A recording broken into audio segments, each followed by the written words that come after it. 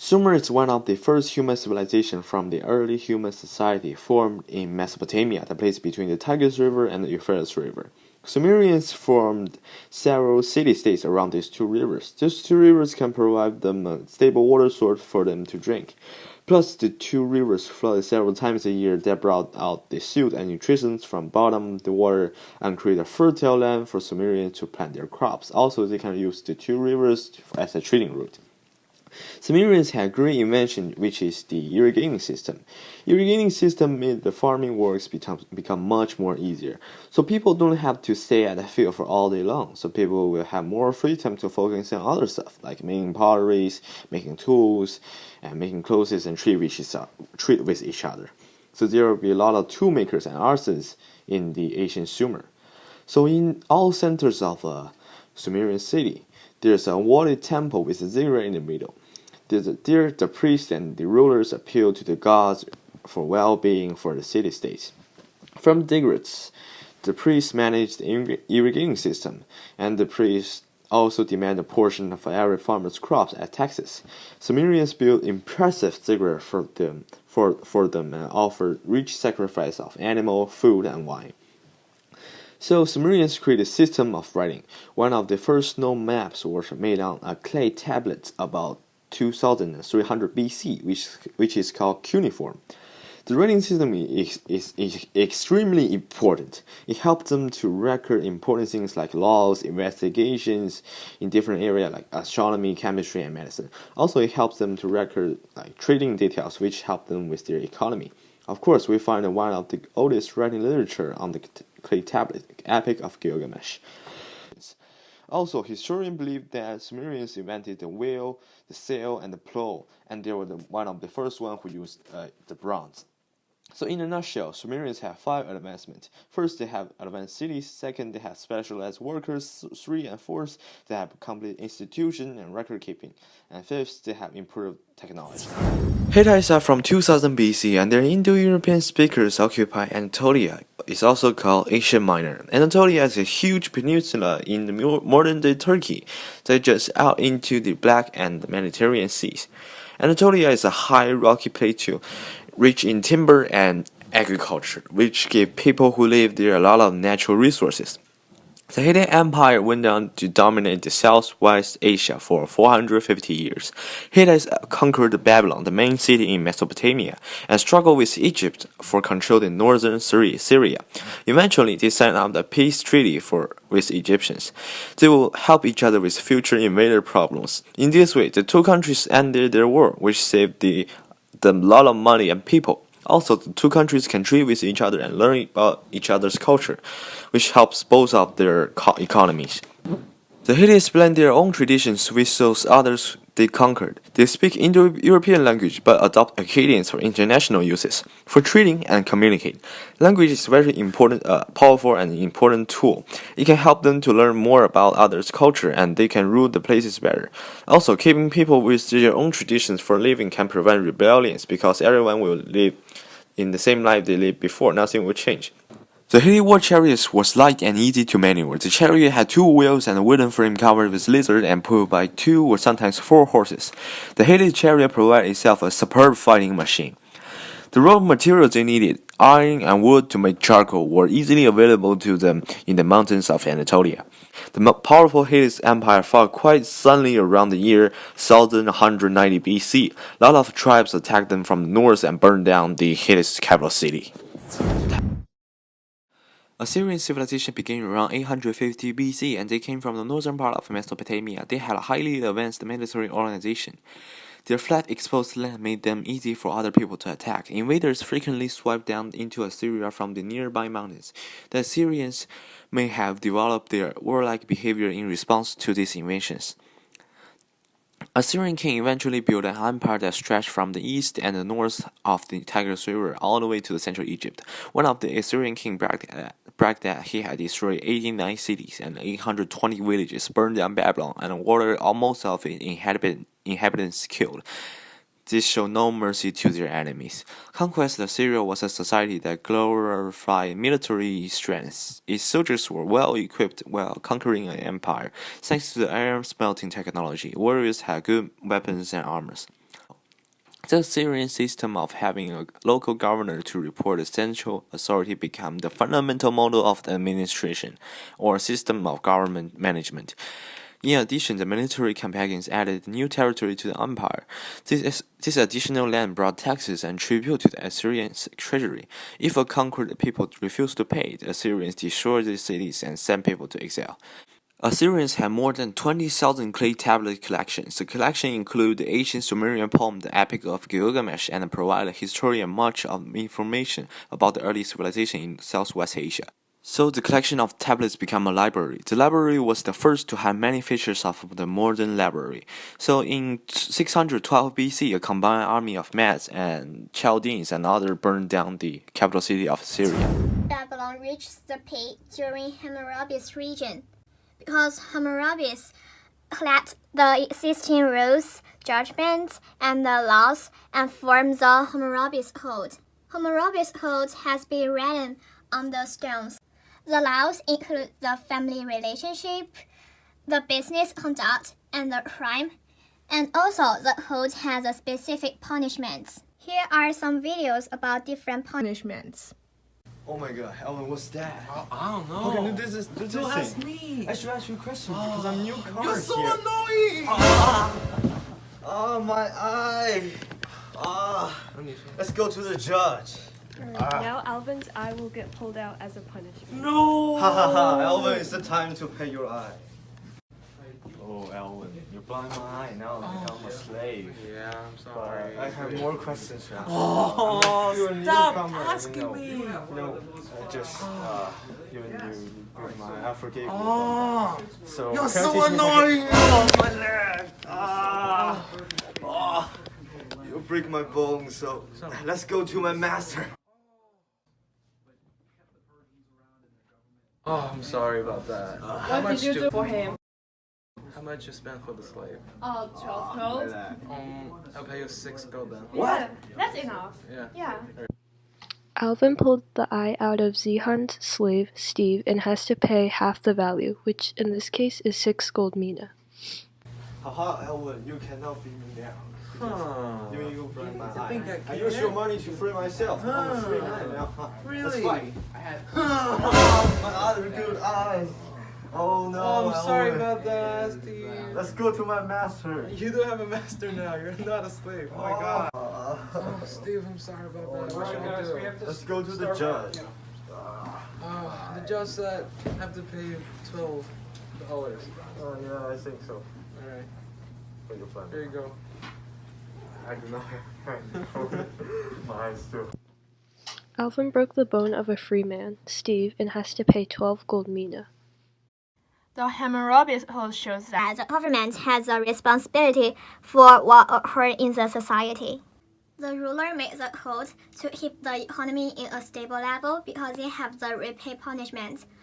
People have the money, so they can go to development the agriculture, so they can have the food. After they have the food, they can use the money to trade. So the citizens think they live in a happy society. They respect for the ruler, so they want to follow the ruler. After this, the ruler had the respect from the citizens. Also, they had the power. At early 1300 BC, there are a people called Tuthill living west of China. The Tuthill may well have been the Turks.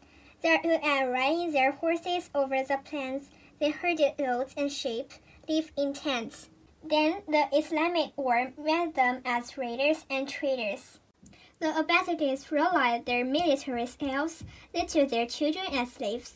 At the development of the Turkish military slaves, they became a powerful force in the Abbasid Empire. In the 10th century, Turks began converting the Islam and migrating into the Abbasid Empire. One of the first of this immigrating Turkish group was known as Seljuks. At the development of Seljuks, they occupied most of Anatolia and Persian, the eastern flank of Byzantium. Yeah, I heard Persian. Although the Seljuk conquered Persian, their respect for Persian culture, they give Persian people the opportunity to work in the government. They learned the Persian language and the way of life. Because Seljuks are not familiar with Islam and the language, the Persian is a good teacher for Seljuks. Seljuks also respect the Persian artists and architects and build many splendid mosques. Although I can heard Persian, I don't want to hurt anyone. I want to learn the religion and the language from you. Okay, teacher. Okay, thank you. Mongols moved to West because of the economy or military pressure. When they arrived in the West, they used the violence to kill the people and occupy their territory. They ruled all of southern Russia for 2,000 years. Under Mongol rule, the Russians can follow all their Euro customs and keep their own religion. But under the rule, the Russians' life wasn't good. The Mongols were raw eating. Russians were afraid of this. They began to fight with Mongols, but it's just a small part of Russians. The Mongols just demanded absolute obedience and massive amounts of tributes. The Russian nobles agreed with this. They also asked princes to cooperate with Mongols. Nobles crushed revolts against Mongols and collected oppressive taxes from the foreign rulers. Mongol rule isolated Russian from other West Europe countries. They had little access to many new ideas and inventions. Mongols is an empire which focuses on the military. It wants the power and the money, but it doesn't know how to control a country.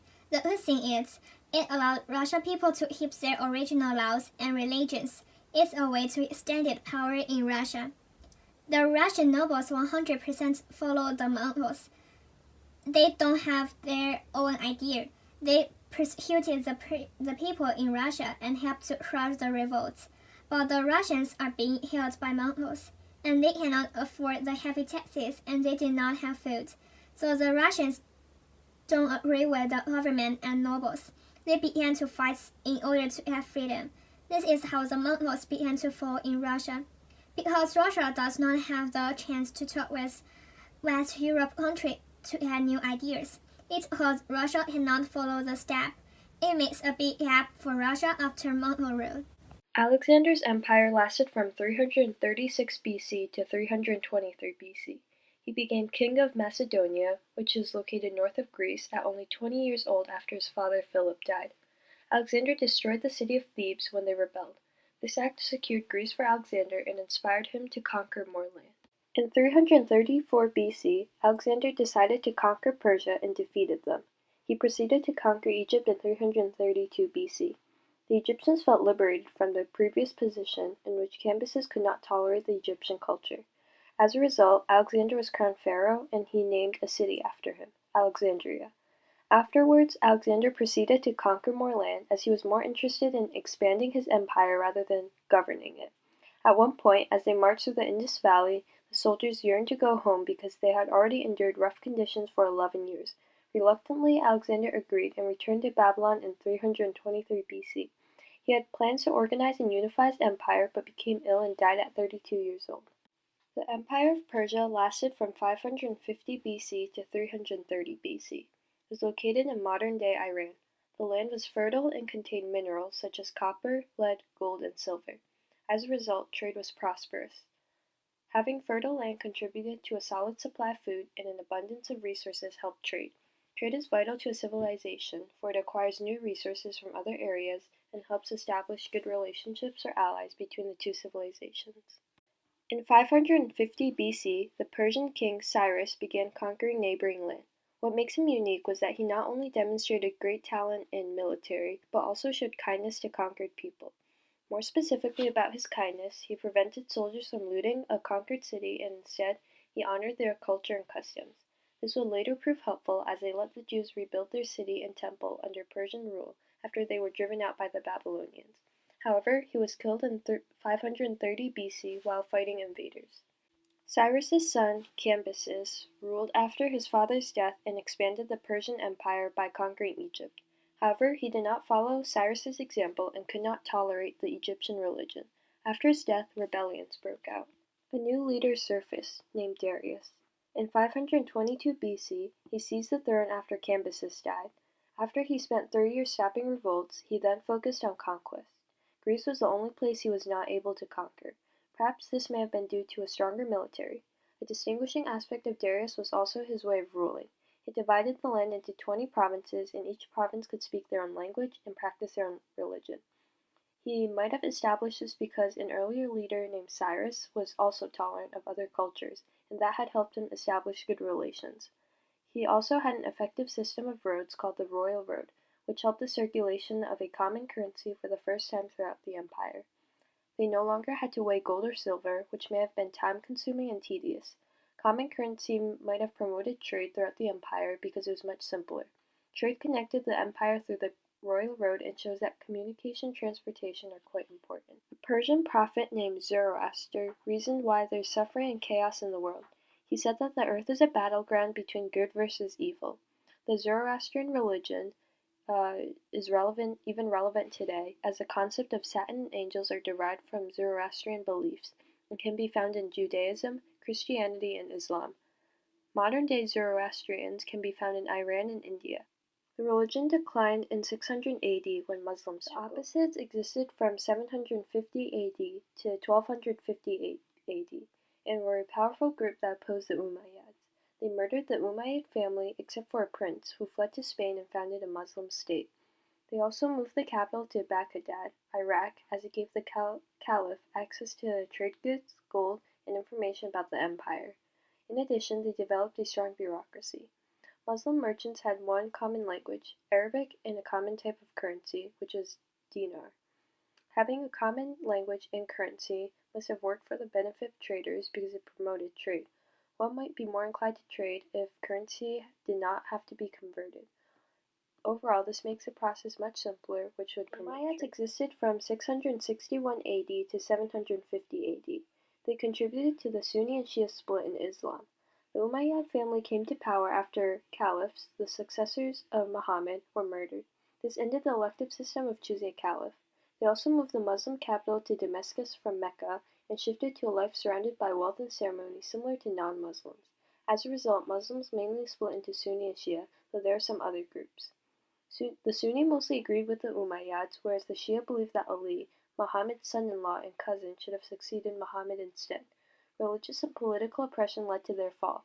This is still quite relevant today, as the split has caused lots of conflict in today's society.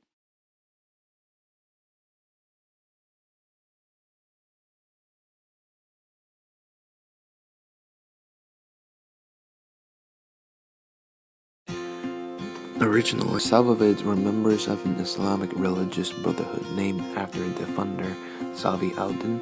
In the 15th century, the Safavids aligned themselves with the Shia branch of Islam. The Safavids were also squeezed geographically between Ottoman and Uzbek tribe people and the Mughal Empire. To protect themselves from these potential enemies, the Safavids concentrated on building a powerful army. Ismail became a religious tyrant. Any citizens who did not convert to Shiism was put to death. All of the citizens of Safavid must believe in Islam now. No, I don't want to. I want to follow my original religion. You have to, or you will be punished. I don't care. Ismail destroyed the Sunni population of Baghdad in his confrontation with Ottomans. Their leader, Salim and Grim, later ordered the execution of all Shias in Ottoman Empire. As many as 40,000 died. Their final face-off took place at the Battle of Chardran in 1514. Using artillery, the Ottomans pounded the Safavids into defeat. Another outcome of the battle was to set the border between the two empires. It remains the border today between Iran and Iraq. Shah Abbas reformed aspects of both military and civilian life. He limited the power of military and created two new armies that would be loyal to him alone. One of these was an army of Persians. The other was a force that Abbas recruited from the Christian north. He equipped both of these armies with modern artillery. Safavids also made a big influence in the area of art. They made a lot of metalwork, glasswork, and pottery with the hundreds of Chinese artisans. Among them, the most important artwork is carpet. There's a huge demand of Persian carpet. This demand helped change carpet weaving from a local craft to a national industry. The most successful Ghazi was Osman. People in the West called him Othman and named his followers Ottomans. Osman built a Muslim state in Anatolia between 1300 and 1326. His successors expanded it by buying land, forming alliances with some emirs, and conquering others. The Ottomans' military success was largely based on the use of gunpowder. They replaced their archers on horseback with musket-carrying foot soldiers. They also were among the first people to use cannons as weapons of attack. Even heavily walled cities fell to an all-out attack by the Turks. Suleiman is the most important leader of the Ottoman Empire because he brought the country to its peak. Binding the Ottoman Empire together as a workable social structure was Suleiman's crowning achievement. I will create a new law code to handle the criminals. Also, I will limit the taxes, reduce and systematize the government bureaucracy. Yes, Suleiman forever!